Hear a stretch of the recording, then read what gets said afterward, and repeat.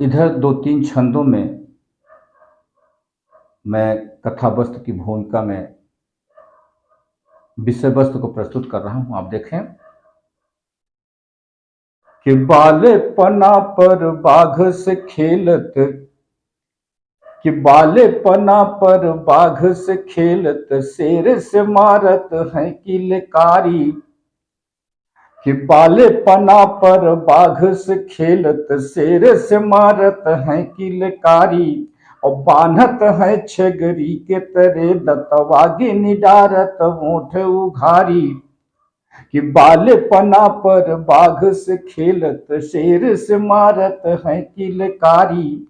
और बान्हत है छगरी के तरे, दतवागे निडारत होठ उघारी। और तेज प्रताप के खानी रहे, तेज प्रताप के खानी रहे, बचकानिक बाबड़ कीरति भारी। तेज प्रताप के खानी रहे, बचकानिक बाबड़ कीरति भारी। और तेकर बाप बने हैं दुष्यंत, शकुंतला रानी बनी महतारी। और तेकर बाप बने हैं दुष्यंत, शकुंतला रानी बनी महतारी। आज तनी इतिहास उलाटियो, हेरत खोजत की अनुमानी। आज तनी इतिहास उलाटियो, हेरत खोजत की अनुमानी। और ना सोझो पतियात बबातियो, ना उतर गटई तर पानी। कि ना सोझो पतियात बबातियो, ना उतर गटई तर पानी।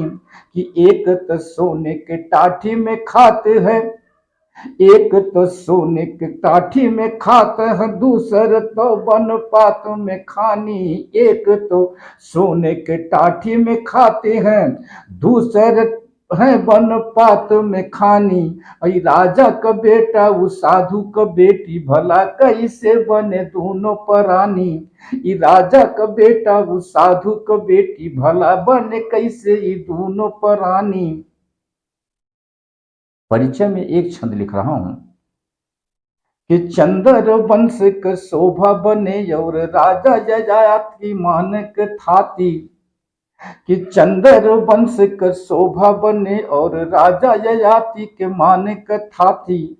और पौरव वंश क पुण्य प्रताप, तरे झल कै बन दीप क बाती। कि चंदर वंश क शोभा बने, और राजा ययाति के मानक थाती। और पौरव वंश के पुण्य प्रताप, तरे झल कै बन दीपक बाती।